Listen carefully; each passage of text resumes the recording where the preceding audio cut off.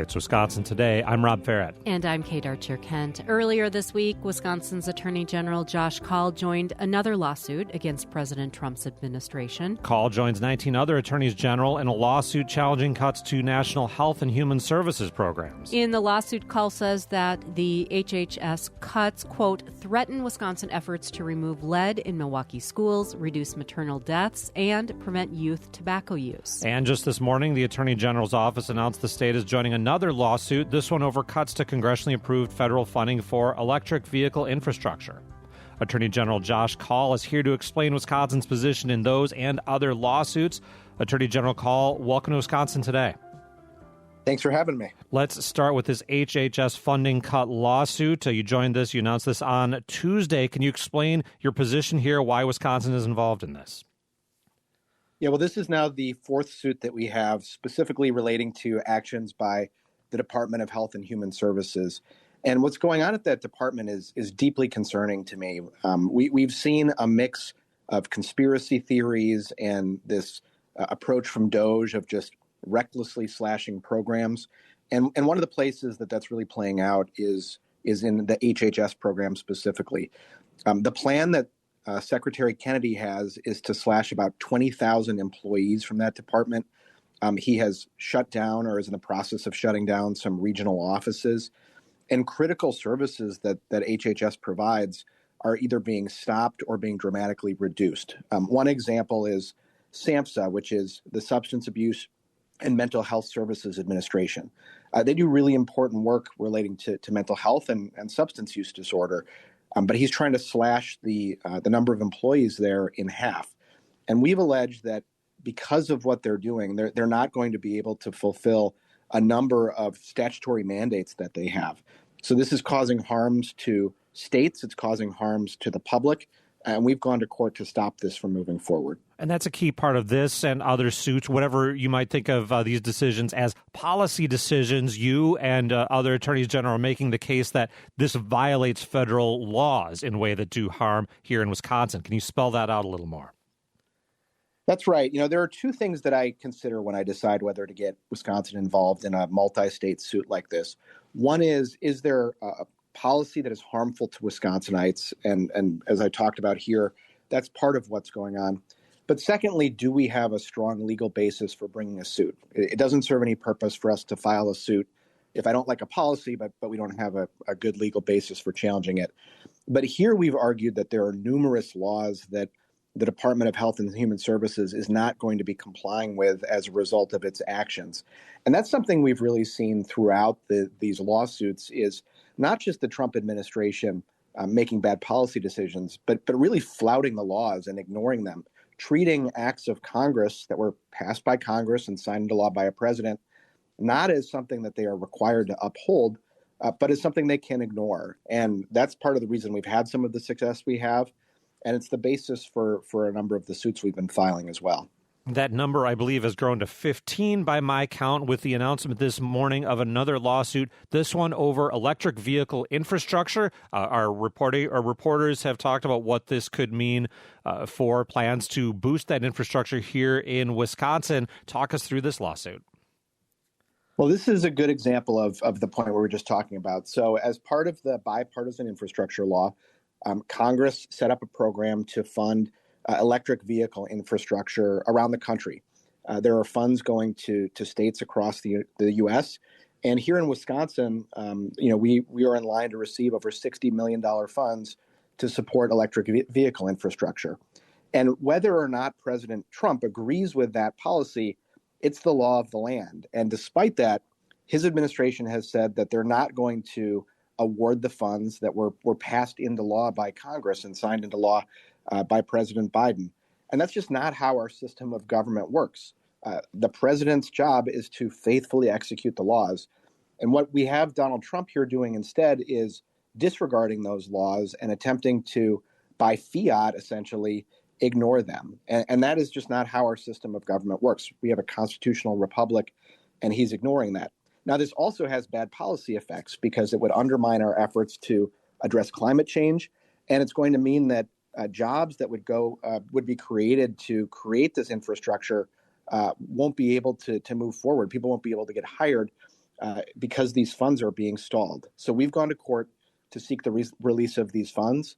And because this is part of a statute that was signed into law, I'm very confident that we're going to be successful in this case. Checking in on another ongoing suit now that you joined in, the cuts to the Institute of Museum and Library Services, the Minority Business Development Agency, and the Federal Mediation and Conciliation Service. You challenged those cuts this week. A preliminary injunction issued. That isn't the end of the story, of course. These things get resolved and appealed in different ways. What does this injunction mean at this point? Well, a preliminary injunction is an order that blocks, in this case, the Trump administration from moving forward with what it's trying to do. So this is a significant win for us. As you indicated, it's preliminary. This isn't the final ruling in the case. But what this means is that while the case plays out, unless there's either an appeal, which there likely will be, that leads to a different result, or until this case gets a final resolution, the Trump administration is blocked from effectively dismantling these three services. There are three of them here that are at issue. One is the Institute of Museum and Library Services, also the Minority Business Development Agency, and the Federal Mediation and Conciliation Service. And I want to highlight in this case some of what's going on with these reckless DOGE-inspired cuts, because the Institute of Museum and Library Services helps to fund libraries and museums in communities across the country. And libraries, of course, can be critical institutions in communities all over Wisconsin and all over the country. They provide kids with access to books, and they provide adults with access to books. But they're also critical community meeting spaces. And while that may not mean a lot if you're, a billionaire like Elon Musk, it's important to communities across Wisconsin. And so slashing them to save a few dollars that can go towards a tax cut for some of the richest people in the country, while that may seem like a good idea to Elon Musk, it's leaving communities behind. And that's a theme that we're seeing throughout these attacks on our government from the Trump administration. So that's part of the reason we've taken action here. And so far, we've received this favorable ruling on the preliminary injunction. And again, I'm hopeful that we will be successful in this case because these are agencies that were created by Congress, and the president can't unilaterally dismantle them. We're talking about Wisconsin's involvement in several lawsuits against actions taken by President Trump and his administration. Wisconsin Attorney General Josh Kaul is with us. Attorney General Kaul, a cynical observer might say, Democratic Attorney General challenging a Republican president. This is just politics as usual. Can you make the case that there's something deeper involved here, something more at stake? Well, there are a couple things I would point to. So first, what we are seeing from the Trump administration really is unprecedented. We've talked about a few of the cases where the president is just ignoring the law, but that's happening on a widespread scale. We've got a case involving his effort to undermine birthright citizenship, for example. And birthright citizenship is written into the U.S. Constitution. There's U.S. Supreme Court precedent. There's federal law that provides precedent. And the Trump administration isn't trying to hide the fact that they're ignoring the law. They're open about how they are stopping the funds of congressionally appropriated, or stopping the distribution of congressionally appropriated funds. They have suggested, or at least senior members of the administration have suggested that they can flout court orders. So we are seeing a pretty widespread attack on our very system of government, on the Constitution and on the rule of law. And I don't think there's really any doubt about what's going on from the Trump administration here. The question for all of us is, how are we going to respond to this? How are AGs, how is Congress, how are citizens in our country responding to this? And my view is that our constitutional system and the rule of law are fundamentally important, and we need to do what we can to protect them. So we've been stepping up and taking action. And the results we're getting, I think, speak for themselves. One of the cases that we're involved in was this widespread effort to freeze federal funding, which would have caused catastrophic events to all sorts of critical programs. And in that case, we got a preliminary injunction blocking the administration from going forward. In another case, there was an effort to block funds that had been appropriated for research into cancer and other dangerous diseases through the NIH. And we got an order there blocking the administration as well. In fact, in that case, the administration agreed to a permanent injunction. So we've been successful in court, because these are sound legal challenges. And it's a high standard to get these preliminary orders blocking somebody from going forward. And yet we've gotten some critical rulings, and I'm hopeful we will get several more as these cases move forward. We've seen instances where after a federal judge rules against the Trump administration, Republican members of Congress have called for impeachment or funding cuts to the particular courts they're in. Just talk so far, no serious action taken that I've seen. But are you concerned about that response and that threat to judges who don't rule in the review of those members of Congress in the right way? Absolutely. This is fundamental to our system of government. We've got three co-equal branches of government. The executive branch led by the president is one of them, but the judiciary is a second co-equal branch, and they have a vitally important role to play in ensuring that the Constitution and laws are upheld. And it's important to note here that the judges who have been ruling against the Trump administration, some have been appointed by Democratic presidents, but some have been appointed by Republican presidents, even some appointed by Donald Trump himself. And so this is happening with judges appointed by both political parties. And Congress's response so far has been incredibly disappointing. It's often Congress's authority that the president is infringing on here. These are laws in some cases that Congress passed. And Donald Trump is ignoring those laws. It's critical that branch of government step up and stand up for the rule of law, including the separation of powers, rather than trying to further this effort by attacking a co-equal branch. And when the founders of this country created our system of government, they created these co-equal branches to preserve our liberty and to protect it. And some of the most eloquent decisions on these issues come from conservative judges and justices. And so to see Republicans in Congress abandoning that idea to line up behind Donald Trump is disappointing, and I hope we will see a change in approaches as we move forward. Attorney General Call, thanks for joining us. Thanks for having me. That's Josh Call, Attorney General of Wisconsin, joining us for a look at Wisconsin's most recent lawsuits challenging Trump administration actions.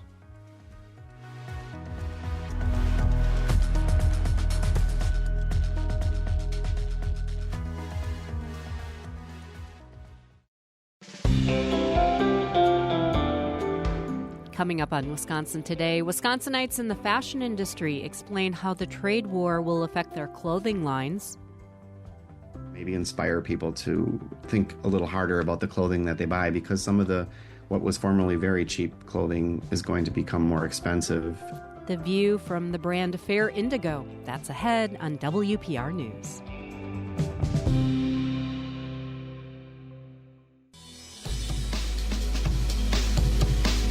It's Wisconsin Today. I'm Kate Archer-Kent. And I'm Rob Farrett. If you want a sense of just how much clothing the U.S. imports, look no further than the shirt on your back. China and Vietnam shipped about $31 billion of apparel to the U.S. in 2023. With new tariffs and a trade war, we're learning more about how garments are made. Iris Acevedo is an adjunct instructor in the fashion design departments of Mount Mary University and Milwaukee Institute of Art and Design. She owns Reworked by Iris. Iris, welcome to Wisconsin Today. Thank you for having me, Kate. I am really looking forward to this conversation.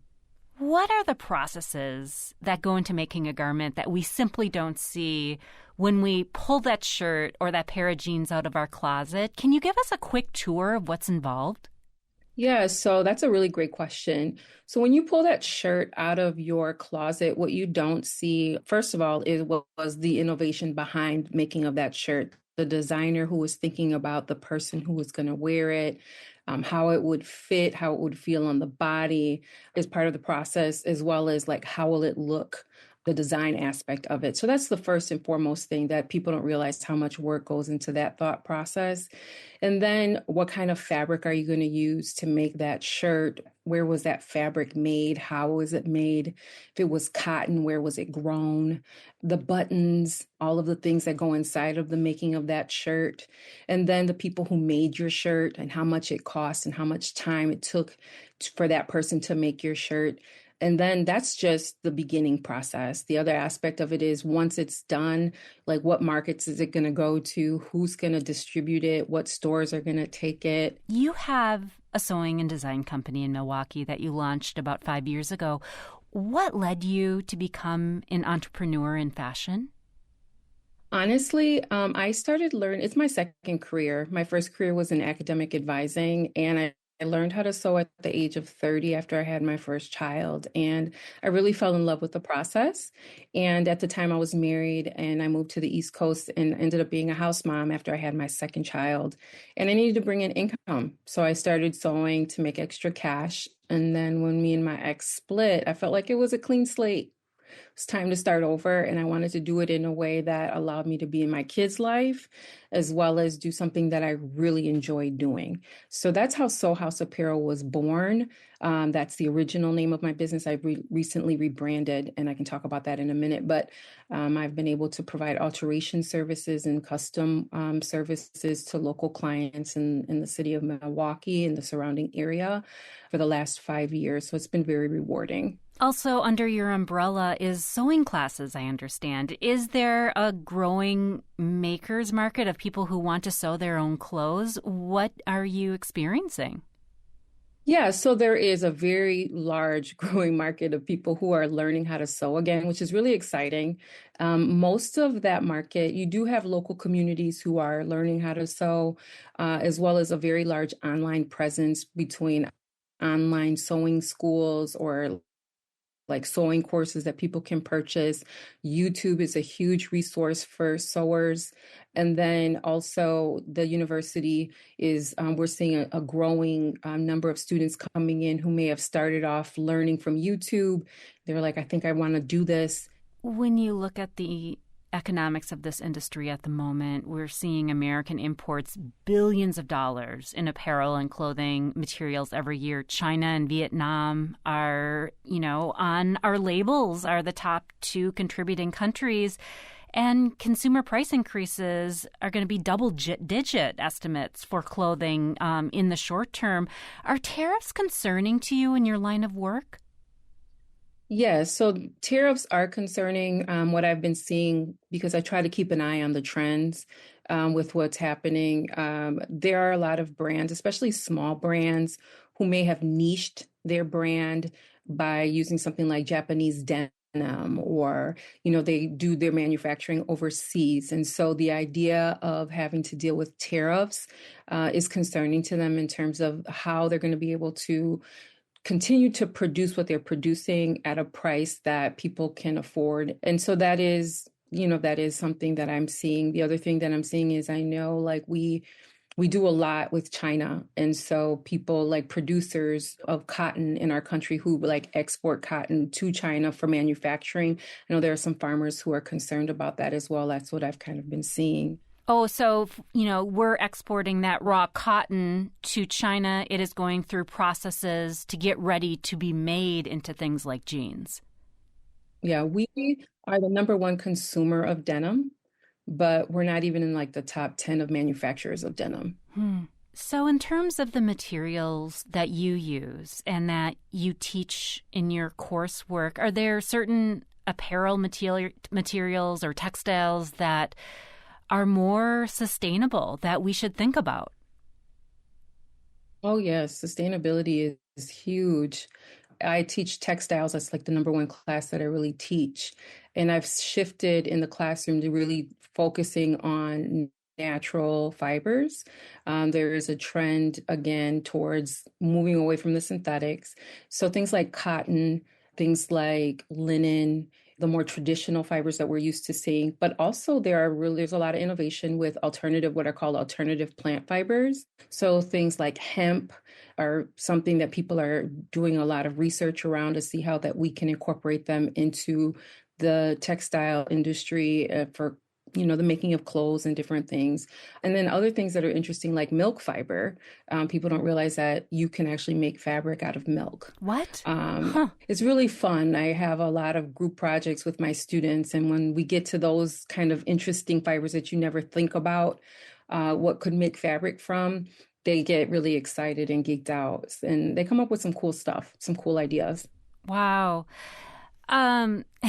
This ability to produce, though, inexpensive, low-quality clothing, like that fast fashion, those $5 T-shirts, would the U.S. be able to open those types of factories? What do you think? I think some people would arguably say that we have had some of those factories within our borders. The garment district in LA has been reported over the years, different times, not properly reporting their labor force. But I believe right now would be a really great time for us to think about how we can produce domestically and in a way that builds the economy for everyone, not just the person who wants to spend $30 on a pair of jeans. I think that we've put enough pressure on the fashion industry, we meaning, people, consumers, the industry as a whole, people who are interested in sustainability and seeing things change, have put enough pressure where I think with everything that's going on with the tariffs, it's a great time to think about how can we reopen ourselves up to producing our own things and not just consuming.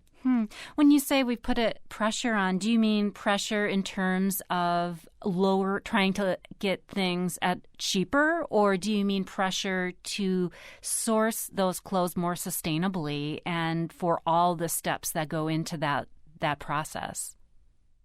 Source sustainably. I think there's a growing movement towards, number one, for sure, the secondhand market has increased because of that. There's a lot of people who are really into thrifting as a way of practicing a sustainable lifestyle.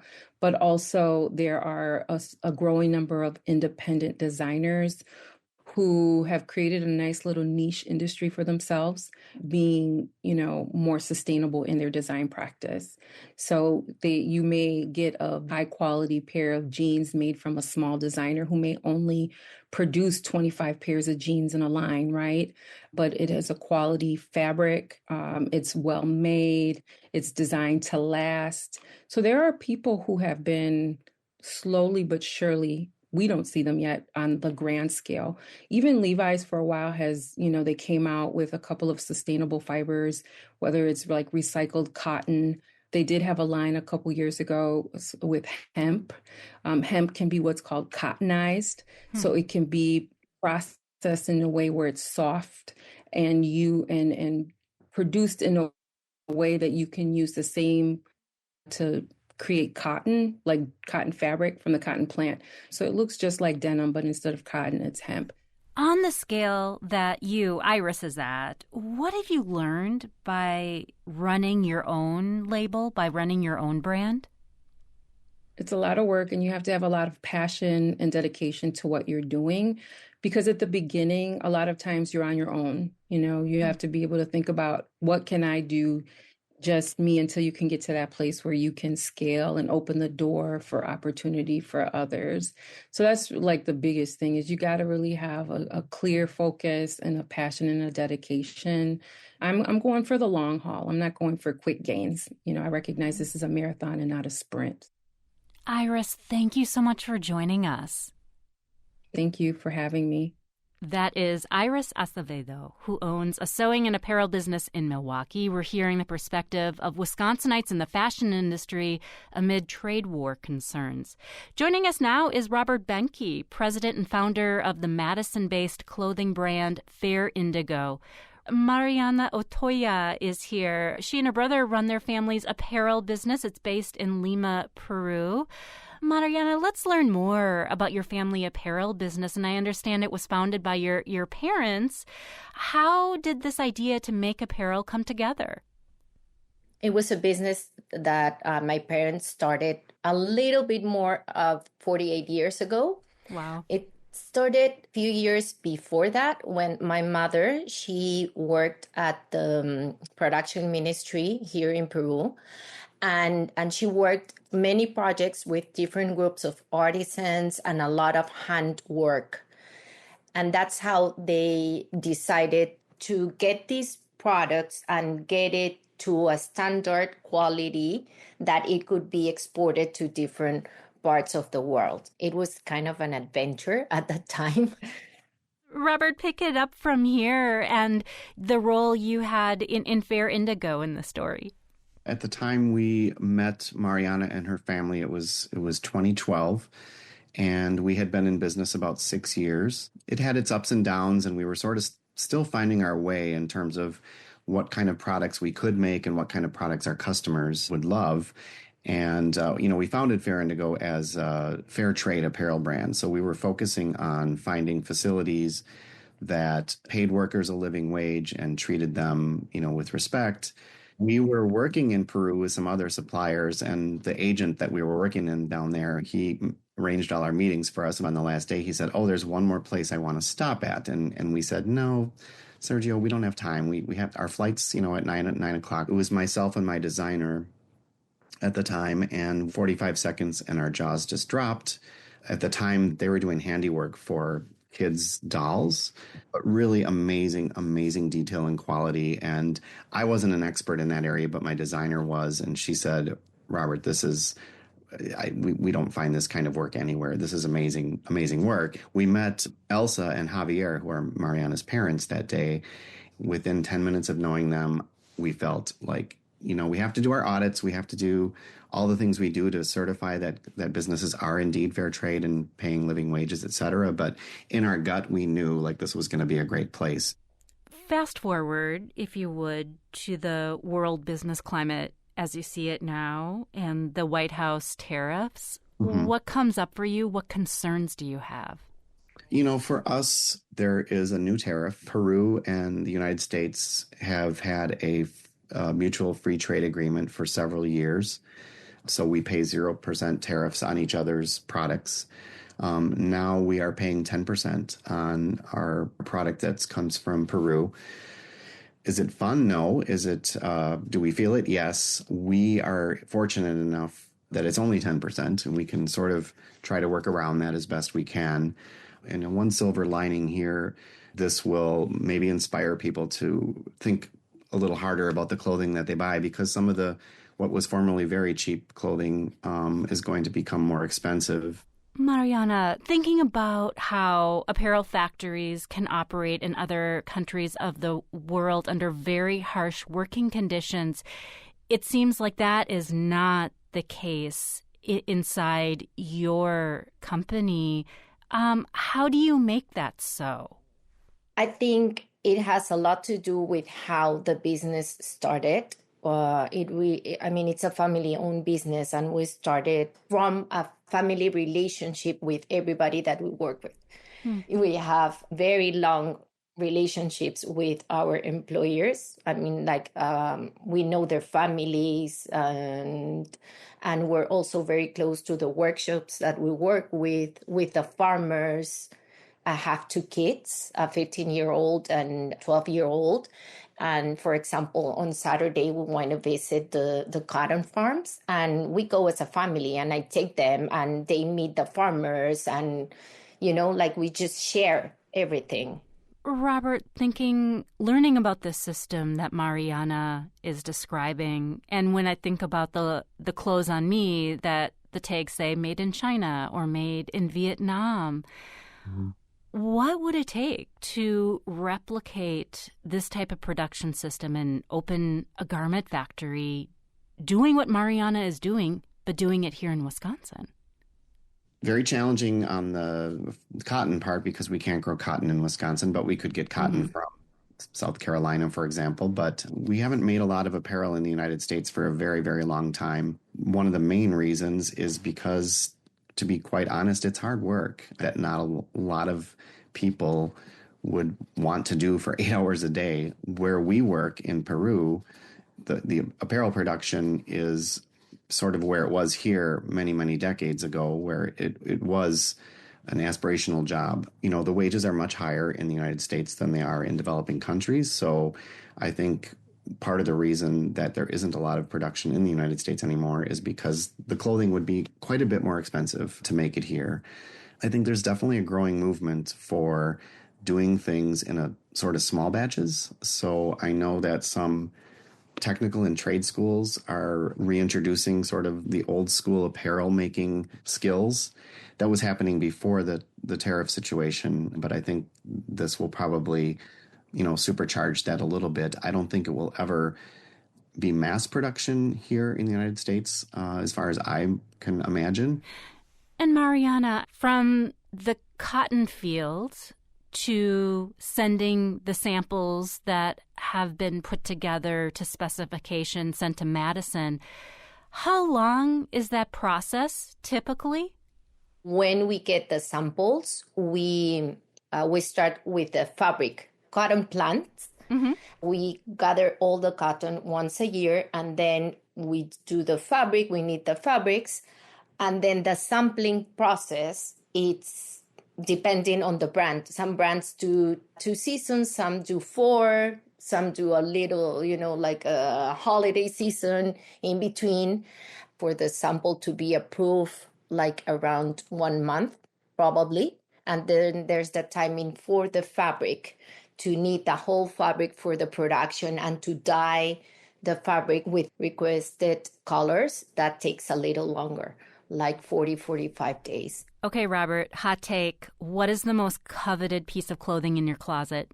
I better not say it's my Fair Indigo t-shirt. That'll sound like a sell job. So I'm gonna say it's my dad's flannel shirt that I inherited from him after he passed away. I think it was made in the 70s. It's something I don't wear very often, but it is something that I always see in the corner of my closet, and I really love it. Oh, that you cherish. Mariana, how about you? I think I'm going to go with one of our t-shirts. It's just like some of the t-shirts I have for maybe 10, 12 years. Pima is a very special type of fabric that you get out of Pima, that you're not going to get it from any other kind of seed that you plant. Well, Mariana and Robert, thank you so much for joining us. Oh, thank you. It's been great to talk with you. Thanks. That is Robert Benke, co-founder and president of Fair Indigo, a Madison-based clothing brand, and Mariana Otoya. She and her brother run their family's apparel business in Peru. And earlier, we spoke with Milwaukee's Iris Acevedo, owner of a sewing and design company.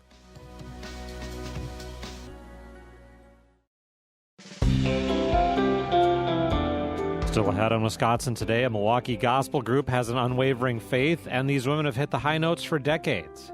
It's a ministry. It's a song in you, and every song has a story. So in singing, we're telling a story and encouraging and uplifting someone that may be going through something. Meet OW's Exalters. That's next here on WPR News.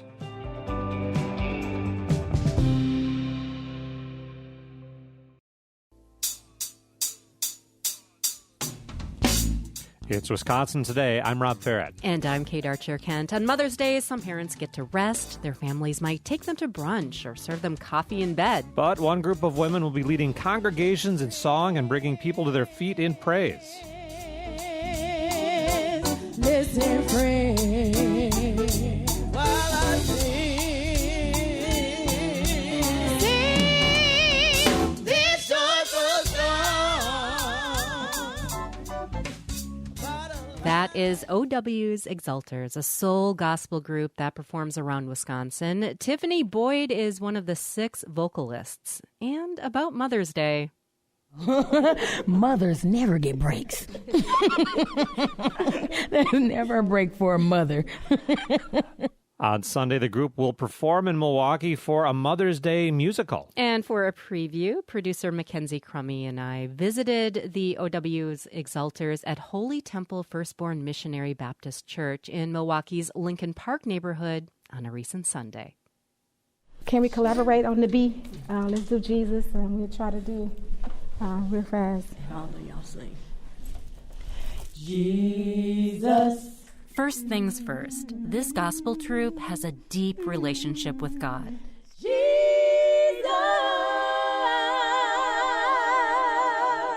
you know we don't have but one life to live. Yeah, you ought to live it with Jesus.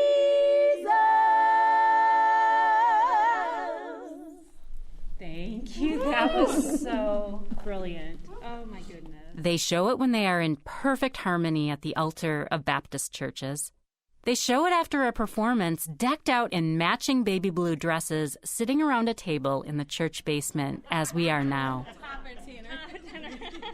Also, most of them are related. I'm Mary Griffin. I am the overseer. I do lead, tenor, and tone. and I'm the biological mother of 1, 2, 3, and all of these are my adopted girls right here. 1, 2, 3. These are my children from another mother. So I'm Tiffany Boyd. I'm the booking manager, and I'm the top and the tenor singer and lead singer. I am Patrice Carter. I am the manager of OW's Exalters. I am Kaya Evans. I am Amber Wilkerson, and I'm Temple Smith. I am Travois Griffin. I am Terrence Griffin. I am the bass player and overseer of the music director of the band. Deacon O.W. Griffin started this gospel group in the family's basement. As the story goes, Griffin and the boys would sing together, and the girls would run downstairs to harmonize. Deacon Griffin died in 2008, but the Exalters added O.W. to their name in his honor, and the group is celebrating 35 years together. Hello, hello, hello, hello. Yep. That sounds good. Okay, that sounds good. All right. Okay, why don't we start with Tiffany? Can you distinguish what is soul gospel to you and the Exalters? Well, it's an uplifting, it's a ministry, and that's what we do. We carry it. It's a song in you, and every song has a story. So in singing, we're telling a story and encouraging and uplifting someone that may be going through something. How much inspiration do you get from people who are listening to you in the congregation or sitting in the service? What radiates? Well, it depends. They lift their hands, they clap, they praise, they participate. If they're going through, they minister to themselves, witness to themselves, and that such thing.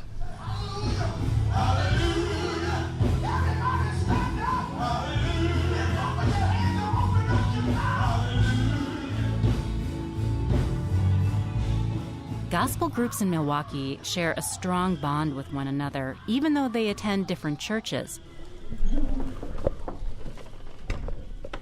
It's me. At this service, OW's Exalters are performing in honor of another gospel troupe. Oh, they're pretty. Down a hallway of the church, a group of women put on rhinestone-studded outfits and come together for a prayer. It is there I meet Sister Glenda Jeans of Milwaukee's legendary Holy Gospel Singers, a group that is celebrating 45 years. Am I looking all right? You look smashing. You look amazing. Oh, yes. Yeah. Who in your life kind of brought you along with music? Where did you learn to sing? Okay, I'm from Mississippi. I was in the field. I got to tell it. And hoeing cotton, you might not know about that, in hot sun. And he spoke to me, and I looked up, and he showed me that he wanted me to sing with the group. I didn't know anything about singing, quartet group, singing. So that went away. I was only 14. Then my mother passed, and I moved to Milwaukee. I got married. I was 20-something, I guess. I don't know. But then he came to me again one Sunday morning about he want this group to sing. And he showed me everybody in a bubble, individually, to sing. So I went to each one of them and told them. They said, let's do it. Sister Glenda Jeans and the OW's Exalters have been friends for years, and they support each other and lift up one another's work. Here's Tiffany again. We fellowship a lot. It's like different groups, and every weekend it's like someone else's anniversary. So all of the groups end up going to each other groups' anniversaries and celebrating with them and fellowshipping with them. So we're all like one big family. We all know each other. Yeah. Yeah, we commune together as we serve one God. So yes. OW's Exalters practice and perform regularly. Each Wednesday is rehearsal, and since they were young, they've stayed committed to the group and committed to producing original material. That was a standard set by the father of the group, Deacon O.W. Griffin, who forbade them to sing anyone else's works. Here's Tiffany with her mother, Mary Griffin. Let her know that Daddy didn't allow us to sing it. Right, never. He said never. No, we sing our own songs, because if we get on the floor singing someone else's song, someone else may get up to sing our song before we sing our song. Then what do you do? So all our songs are original. That takes a lot of work. A lot of work. Put together original compositions for everything you do. Absolutely. Absolutely. I remember one time we were in Chicago and we were just standing outside of a pastor's church and we just started singing. We have a song called Sunshine. There Won't Always Be Sunshine. And we've written that song standing outside.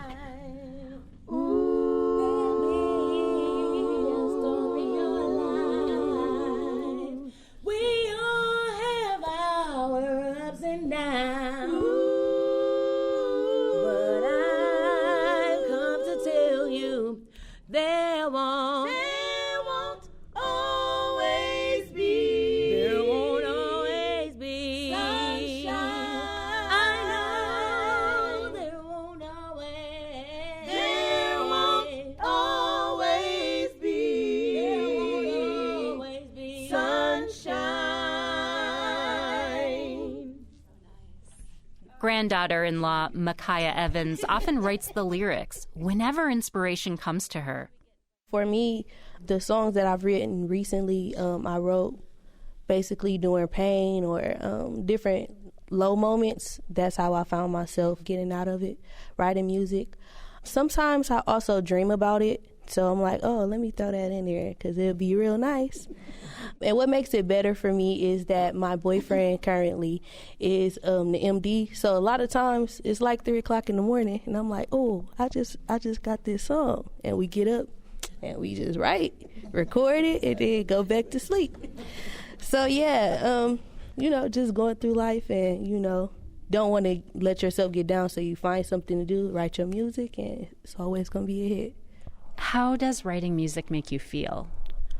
It is a release for me because a lot of times I can't articulate exactly what I want to say or something like that, but if I do write a song, perfectly, it speaks for me. So, yeah.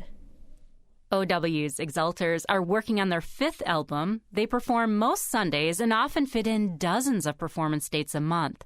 These women are also known for hitting the high notes in a bright, clear tone. Here's manager Patrice Carter. But to hit those high notes is all God. To be perfectly honest with you, it's by God's grace. It's not my doing at all. It's all Him. I can't tell you. It's just His gift that He has given us. And I'm piggyback on to Dad. He was a man of integrity. He was very structured. I believe, as being the manager for the last several years now, that looking back, when we used to be in rehearsal, Dad used to try to give us something and they couldn't get it. And he'll say, Patrice, you get it. You do it. And I'll do it and I give it to them and then they'll get it. And I just feel now that all that time that he was grooming me, didn't know it, but I feel like he was grooming me to be in the position that I am now. So, which is to help people feel closer to God. Y'all, get ready. Listen, the spirit is high. We're going to keep it moving just like this here.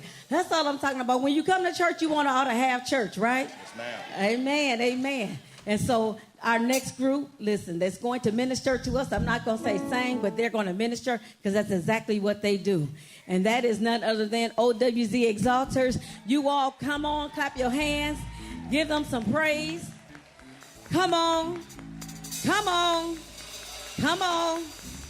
Shout hallelujah. Shout thank you, Jesus.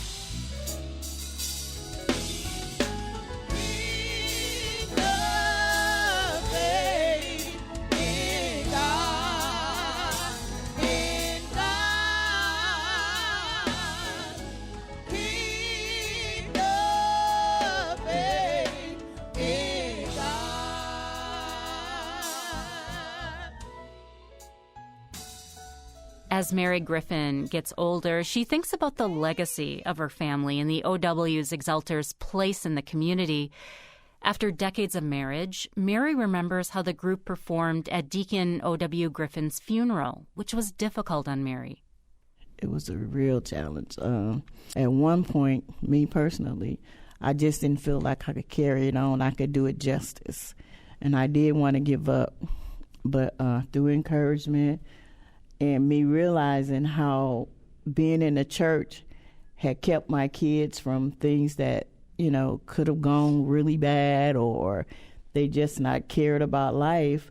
but it was the singing that they loved to do that held them. For now, Mary keeps close watch of the next generation of OW's exalters and what roles her great-grandchildren will have in singing and in the band that backs up the women. And then I watch my little kids over here. This little girl right here, this is my great-granddaughter. That's Mackenzie. Hi, sweetie. Can you say your name? What's your name? Okay, Griffin. There's a Mackenzie and there's a Mackenzie. My name's Mackenzie too. Oh my gosh. Her name Mackenzie too, Kenzie. How old are you? 3? Wow, look at you. And right now, she wants to sing. That's the 4th generation. So I'm excited. It just keeps going and going. And I believe that at the end, his legacy is going to live on for a long time. A long time. My name is Camden. How old are you? 7. What do the OW's exalters mean to you? It means to me is love and kindness. Love and kindness. Why do you feel that when you think of them? Because they always make so many good of the good. They see the sunshine. Yeah. Do you want to see that as well when you are a little bit bigger? Would you like to be part of that experience? Yes, in the band. In the band? What do you want to do in the band? Just play drum. Is that a good way to praise and to really be a part of your community and to really love Jesus? Yes. And it means so much to God because I love God so much. Camden, just like all the mothers who surround him, keep the faith and sing.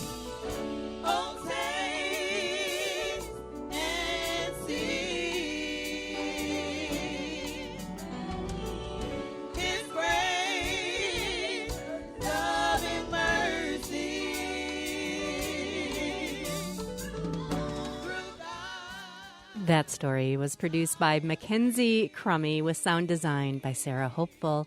OW's Exalters perform Sunday at True Love Missionary Baptist Church in Milwaukee with a Mother's Day musical. To see other performances, you can visit their Facebook page or attend a service at a number of Milwaukee's Baptist churches. They just might be there. And they take us out here on music they performed at Holy Temple Firstborn Missionary Baptist Church on a recent Sunday. This song is He Saved Me.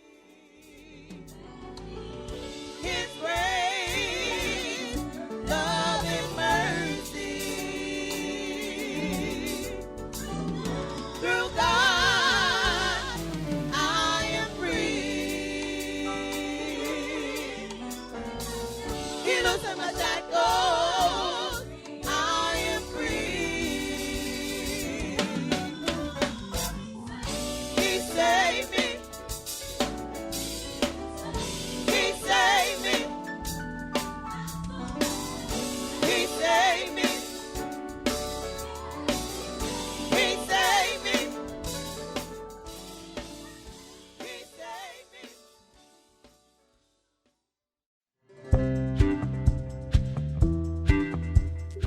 I'm a big fan of games, board games, and card games in particular, so I'm excited about a conversation coming up tomorrow on the show. The owner of a board game store in Sheboygan makes the case that games are fun and good for us because of the social connection they can provide, plus some mental health benefits. And we want to hear from you. If you are a fan of games, do you value them for the social side of things? Do you have a group of friends or family members who bond over games? Do you see games as therapeutic in some way? Tell us about it right now. Email Wisconsin Today at WPR.org. Or you can call or text to get in touch. The number's 888-642-0232. That's 888-642-0232.